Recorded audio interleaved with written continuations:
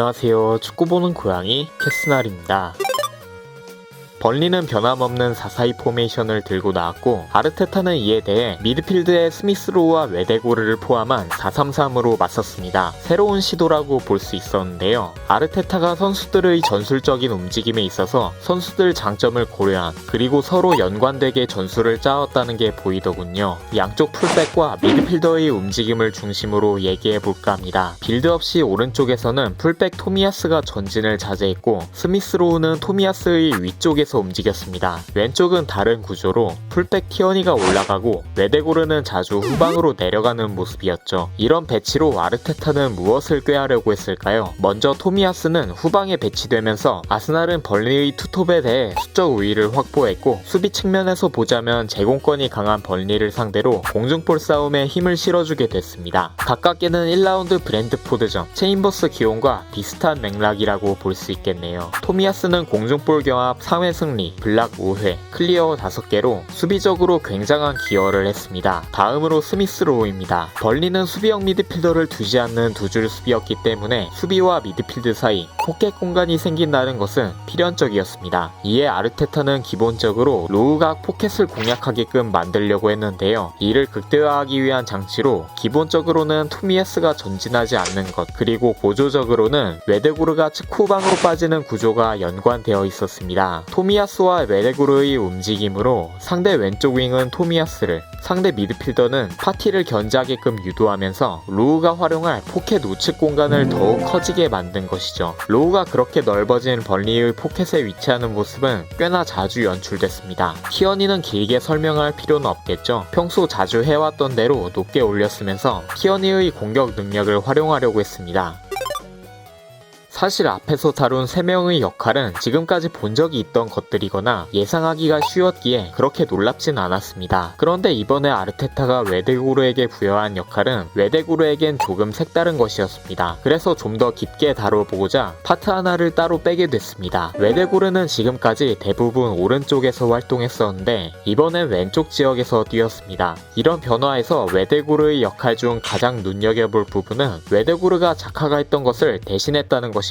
다들 아시다시피 자카가 맨시티전 퇴장 징계로 이번 경기에 출전할 수가 없었죠. 웨데고르는 자카처럼 좌측 후방으로 내려가서 왼발로 전진 패스를 공격하는 모습을 자주 보여줬습니다. 전반전 웨데고르와 스미스로우의 패스맵을 비교해보면 두 선수의 역할이 확실히 차이가 있었던 걸 알 수가 있네요. 이번 경기 결승골도 웨데고르가 이런 역할을 하는 상황에서 만들어지게 됐습니다. 공이 오른쪽에서 왼쪽으로 전환되는데요. 웨데고르가 왼 후방으로 내려가서 공을 받습니다. 미드필드에서 아무도 웨데고르를 압박하지 않자 웨데고르가 개인 능력으로 포켓에 전진 패스를 넣습니다. 공을 받는데 성공한 사카가 무방비로 노출된 상대 수비 라인을 공략합니다. 결국 좋은 위치에서 파울을 얻어냈고 웨데고르의 프리킥 골이 나오게 됐습니다. 웨데고르의 이런 플레이는 경기장을 3등분으로 나눴을 때 상대팀의 라인이 높아서 포켓에 공간이 생기는 수비 지역 혹은 중간 지역에서 나오게 되는데요. 그렇다면 상대가 골문 앞에서 수비 블록을 형성한 공격 지역에서는 어떨까요? 이럴 때도 웨데고르를 활용한 공격 패턴을 발견할 수가 있었습니다. 벌리의 수비 구조를 살펴보면 윙어가 깊게 내려가서 수비 라인을 만들지 않았습니다. 이는 아스날이 공격을 전개할 때 벌리의 반대쪽이 허술해진다는 뜻입니다. 이를 노린 패턴이었죠. 왼쪽 공격이 진행되고 있는 상황, 웨데고르가 반대쪽 상황을 확인하면서 공을 받으러 가줍니다.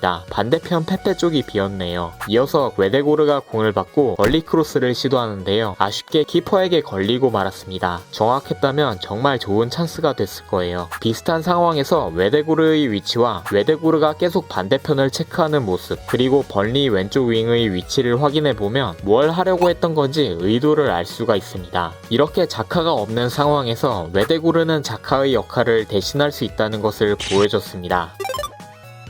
이번 경기는 중앙 쪽에서 공중볼을 많이 허용했는데요. 센터백인 화이트의 공중볼 경합 문제도 분명히 있었지만 원론적인 접근보다는 다른 문제에 주목해봤습니다. 화이트 쪽으로 향하는 상대 로빙 패스가 나오는 상황인데요. 벌리의 공격수가 방해받지 않고 헤딩을 시도했던 아찔한 장면이었습니다. 근데 이 장면을 유심히 관찰하면 화이트는 상대 패스가 들어오기 전에 상대 공격수의 앞으로 튀어나갑니다. 왜 그랬을까요? 옵사이드 트랩을 만들기 위해서였습니다. 했습니다. 근데 문제는 동료들과 호흡이 맞지 않았다는 것이었어요. 토미야스의 위치로 인해 옵사이드 트랩이 실패했습니다. 이런 문제가 계속되자 그 다음부터는 화이트가 옵사이드 트랩을 포기하는 모습을 보이더군요. 지금의 풋백이 호흡을 맞춘 지 2경기밖에 안 됐다는 점과 상대가 공중볼에 잔뼈가 굵은 벌리였다는 점을 감안해서 이해해 보려고 합니다.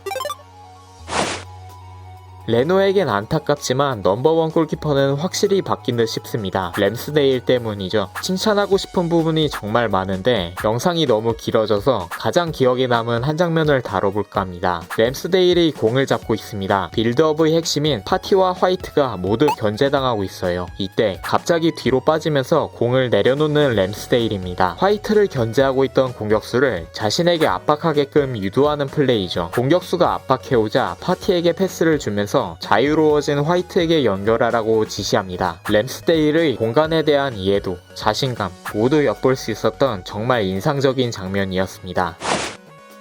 이번 경기는 전술 의도가 무색하게도 참 힘겹게 흘러갔습니다. 이겨서 천만다행이었어요. 이상하게 선수들의 터치 미스가 너무 많았고 패스 강도가 조절 안 되는 경우도 빈번했죠. 이런 현상은 시간이 가면 갈수록 심해졌습니다. 저는 라이브로 볼 땐 진짜 단체적으로 식중독이라도 걸린 줄 알았어요. 특히 화이트의 백패스 미스가 하이라이트였죠. 경기 후 아르테타와 화이트의 인터뷰를 보니 길고 건조했던 잔디 문제가 있었다고 하는데요. 램스데일이 아니었다면 정말 큰일 날 뻔했습니다. 저번부터 계속 벌리하고만 만나면